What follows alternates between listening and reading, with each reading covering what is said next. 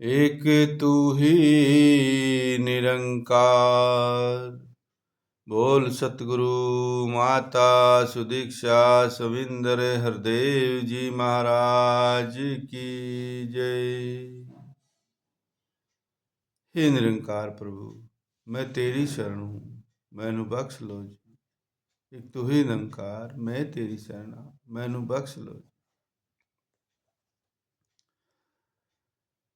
आज का संतों का विचार है, आज की गुरुओं की वाणी है, गुरु से नाम जो लीजिए शीश दीजिए दान, बहुतक बोंदू बही गए राखी जीव अभिमान।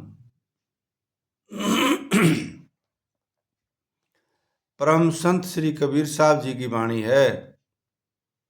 कहने का मतलब ये है कि नाम एक अनमोल वस्तु है। नाम एक अनमोल वस्तु क्यों है? क्योंकि इसका कोई मोल ही नहीं है, ये अनमोल है। अनमोल किस लिए है? क्योंकि ये हमारी आत्मा को जन्म मरण के चक्कर से, संसार सागर से, भव सागर से पार करने का और सदा सदा के लिए उस मालिक के धाम में पहुंचने का साधन नाम है। साधन धाम मोक्ष कर द्वारा, पाई न जेहि परलोक सवारा। तो संतों ने यहाँ भी यही बात बताया है। ये मोक्ष नाम एक अनमोल वस्तु है, इसका कोई भी मूल्य नहीं लगाया जा सकता। क्योंकि साधन धाम मोक्ष कर द्वारा, मोक्ष सदा सदा के लिए दुखों से छुटकारा पाने का यही एक उपाय है कि नाम की कमाई। तो यहाँ संत महात्मा आज की अनमोल वाणी जो है कि गुरु से नाम जो लीजिए शीश दीजिए दान, बहुतक बोंदू बही गए राखी जीव अभिमान। तो नाम एक अनमोल वस्तु है, इसका कोई भी मोल नहीं लगाया जा सकता। शीश के बदले नाम दिए जाने का प्रमाण संतों ने दिया है। अवश्य है, जरूरी है, परंतु नाम का मोल तो पाया ही नहीं जा सकता। संत सतगुरु जब मिल जाते हैं और जीव उनसे नाम का दान पा लेता है, तो फिर उसके कल्याण में देर नहीं है। यदि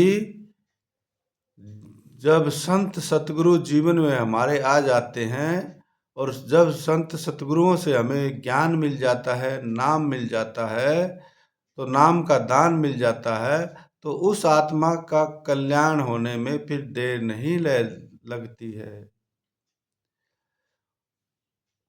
उसके तो सारी मनोकामनाएं नाम से सिद्ध हो चुकी होती हैं।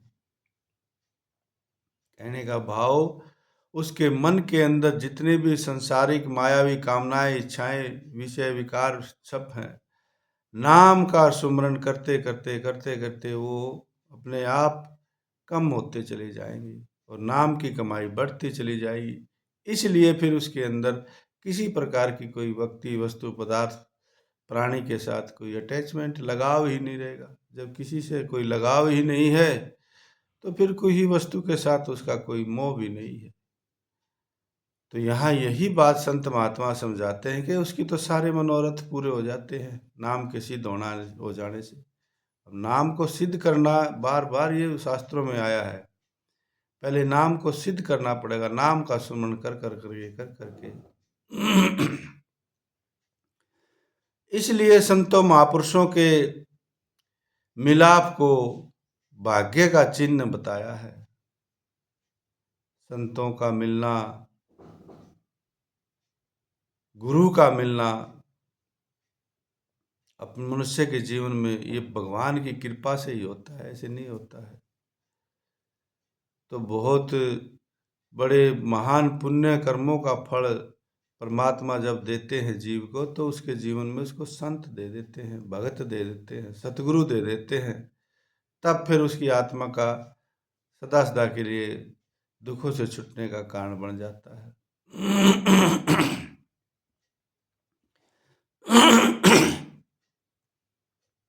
तो यहाँ फिर संतों ने बताया है रामायण में, पुण्य पुंज बिन मिले ही न संता, सतसंगति संस्कृति करियंता। अनेक पूर्व जन्मों के पुण्य फल का ढेर इकट्ठा हुए बिना संतों की प्राप्ति नहीं होती है। अब यहाँ लिख दिया, अनेक पूर्व जन्मों के। इस आत्मा का ना जन्म है ना मरण है, तो जन्म है, ये तो शरीरों के चोड़े बदलती रहती है, चलती रहती है। तो अनेक हमारे पहले अनेक जन्म जो हुए हैं, और उन अनेक जन्मों में जो पुण्य कर्मों का फल इकट्ठा हुआ है, वो बहुत ज्यादा पुण्य कर्मों का फल जब इकट्ठा हो जाता है, तब भगवान की कृपा होती है, सतगुरु जीवन में आते हैं, संत जीवन में आते हैं। तो इसलिए पुण्य कर्मों का फल पीछे के जन्मों का हमारे जीवन में इकट्ठा नहीं होगा, तो संतों की प्राप्ति भी नहीं होती है। तो इसलिए ये भी परमात्मा की कृपा पे ही है, सतगुरु की कृपा पे भी है, कि इस जन्म में हम कैसे भी करके संत से भगत से जुड़ जाएं, सत्संगति से जुड़ जाएं, कुछ तो इकट्ठा होगा। नहीं तो आना जाना तो लगा ही रहेगा, आएंगे जाएंगे फिर चले जाएंगे, फिर आ जाएंगे फिर जाएंगे, फिर दुखों में यूं ही घुट के मरना। जब संतों की संगति मिल जाती है, तो यहाँ संसारी बंधनों का अंत समझना चाहिए। ये बहुत बड़ी परम संत श्री कबीर साहब जी की वाणी है, कि जब संतों का संग मिल गया, तो हमारे संसारिक बंधनों का अंत होना समझना चाहिए। संसारिक बंधनों का अंत होगा, जब ही तो ये मुक्त होगे, मुक्ति मोक्ष की प्राप्ति इस जीव को होगी। और संसारिक बंधनों का यदि छुटकारा नहीं हुआ, तो फिर कहाँ का मोक्ष और कहाँ की मुक्ति, वो तो बार बार फिर आना ही है। तो इसलिए संतों ने बार बार उपदेश दिया है कि संत सतगुरुओं की शरण में जाकर मालिक की प्राप्ति का साधन करो, इससे बढ़कर और कोई लाभ नहीं है। यदि मालिक को पाने की इच्छा है, तो सतगुरु की खोज करो, और सतगुरु को पाकर उनके सच्चे शब्द की कमाई में लगो। ये नाम को सिद्ध करना, संत का जीवन में आना, पुण्य कर्मों का फल, सतगुरु से नाम मिल जाना, फिर और भी पुण्य कर्मों का फल, फिर नाम के ऊपर मन सच्ची कमाई करने लग जाना, ये तो फिर मोक्ष और मुक्ति के मार्ग पे चल ही पड़ा, ऐसे समझना चाहिए। आपे प्रभु दयालु है, आपे देई बुझाई, गुरुमति सदमन बसिया, सची रहे लिवलाई, मन मेरे गुरु की मनि ले रजाई, मनु तनु शीतलु सबु थिए, नाम बसे मनि आई।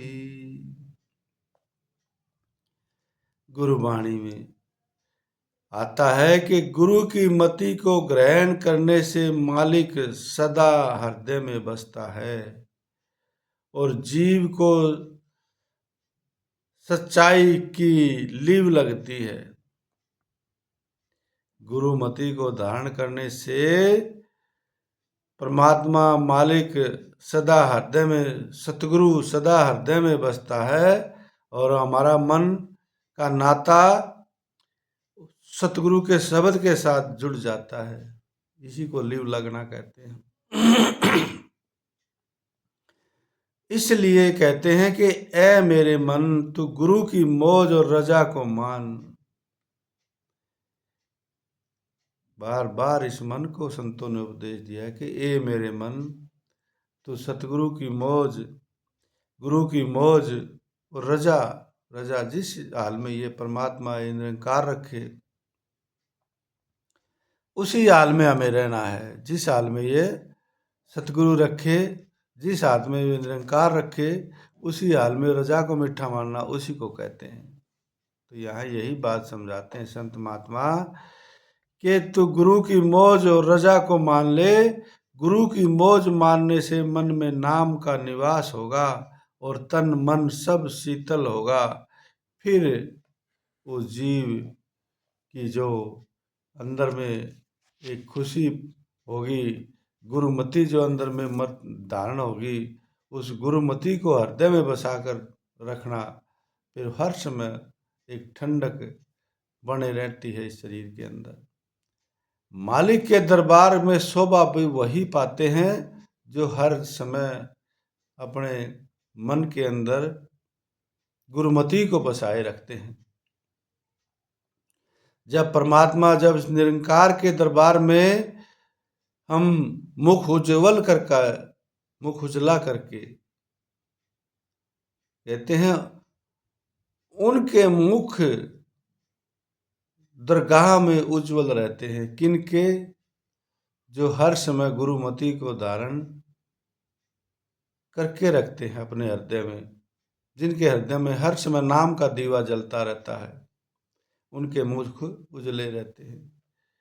ये तो संतों भक्तों जीवन भर हर आखिरी सांस तक बस नाम के ऊपर विशेष सारे संतों ने, भक्तों ने, सबने नाम की कृपा बताई है।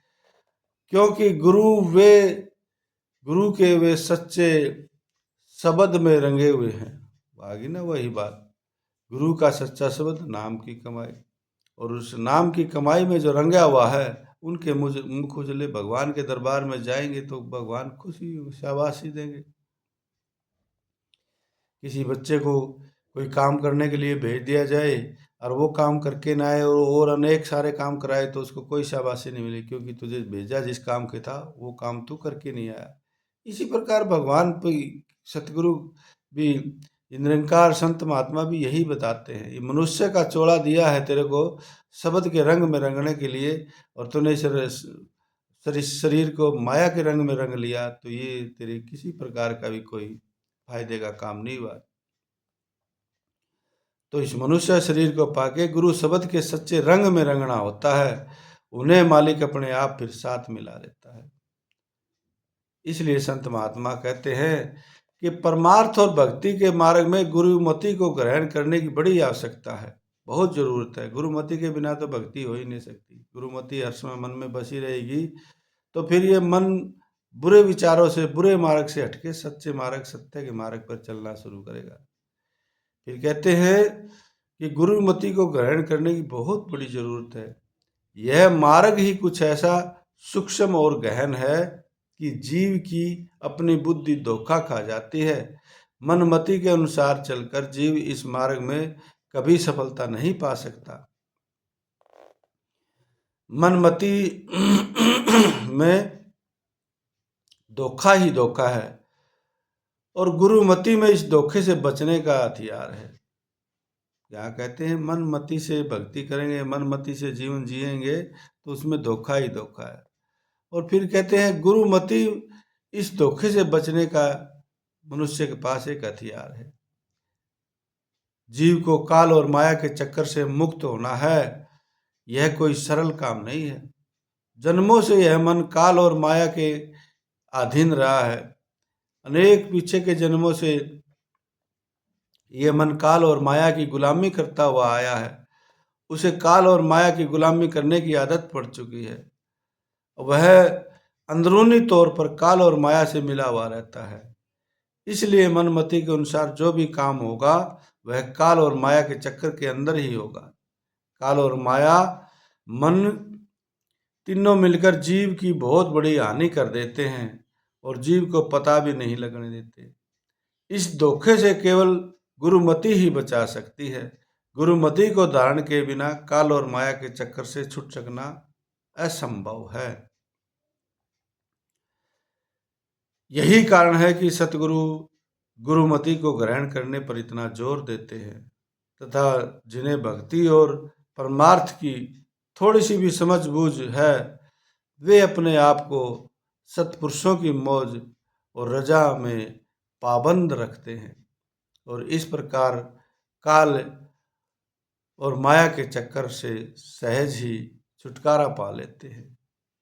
तो ये तो संतों ने आज काल और माया के चक्कर से छूटने का सहज उपाय बताया है। इसलिए भक्तों संतों की नाम के बिना तो कुछ काम बढ़ना ही नहीं है। नाम की कमाई जितनी ज़्यादा होती जाएगी, जो जो हम उतना आगे के आगे बढ़ते जाएंगे, जो जो उतना ज़्यादा। फिर कहते भी हैं कि निर्बंध, कहते हैं निर्बंधन बंधा रहे बंधा निर्बंध होए, और कर्म करे करता नहीं दास कहावे सोए। परम संत कबीर साहब जी की फिर वाणी आई है कि जो गुरु का सेवक है वह बंधा हुआ भी निर्बंध है और निर्बंध होता हुआ भी जानबूझकर बंधन में पड़ा हुआ है। तो कर्म करता हुआ अकर्मक और अकर्मक होता हुआ भी कर्मी बना हुआ है। इसको कर्म फल की इच्छा नहीं है, वह गुरु की मौज के आश्रय चलता है। सुख हो या दुख हो वह दोनों अवस्थाओं में समान चित रहता है। तो इसलिए हमें निर्बंध जीवन, गुरु ही जीवन जीना सिखाते हैं। निर्बंध गुरु की कृपा से निर्बंध जीवन जिया पाएगा। बंधन बंधा हुआ जाएगा तो बंधन में बंध के जाएगा, बंधन में बंध के जाएगा तो फिर बंधन में फिर उल्टा ही बंध जाएगा। तो यहाँ संतों ने बार बार यही बात बताई है कि गोधन गजधन वाजिधन और रतन धन खान, और जब पाए संतोष धन सब धन धूलि समान। जब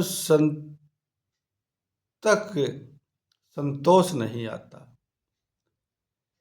जब तक मन के अंदर संतोष वृत्ति नहीं आती, मानव जब तक संतोषी नहीं बनता तब तक उसको तृष्णाएं हर जगह पर हर कहीं न कहीं उलझाए रखती हैं।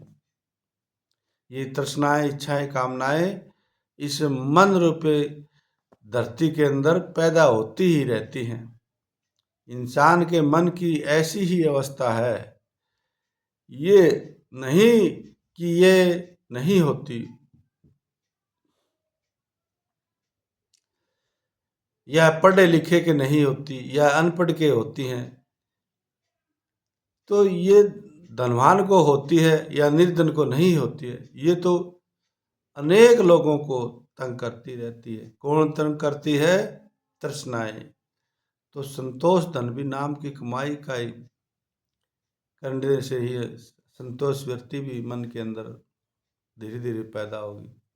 सबर, शांति और समदृष्टि संत जनों का गहना है। संत जनों का उत्तम जेवर हरि इच्छा में रहना है।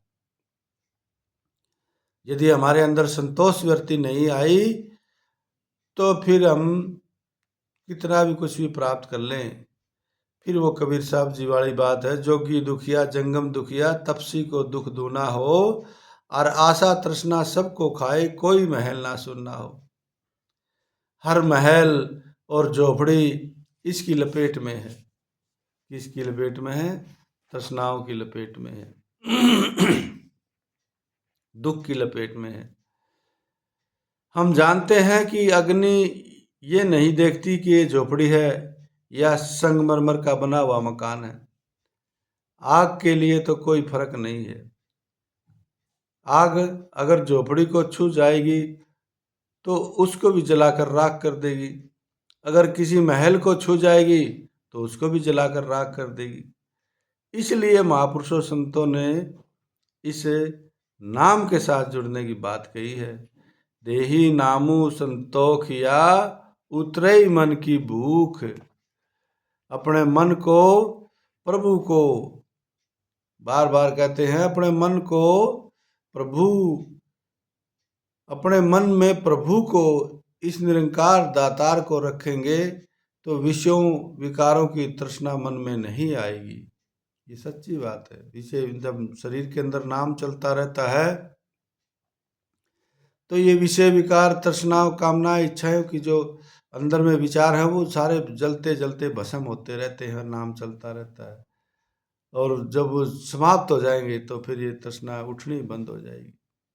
यही सबसे अच्छा और बहुत उम्दा तरीका है इस मन के अंदर एक शांति सुकून बनाए रखने का, कि हर समय अपने नाम की कमाई में लगे रहो।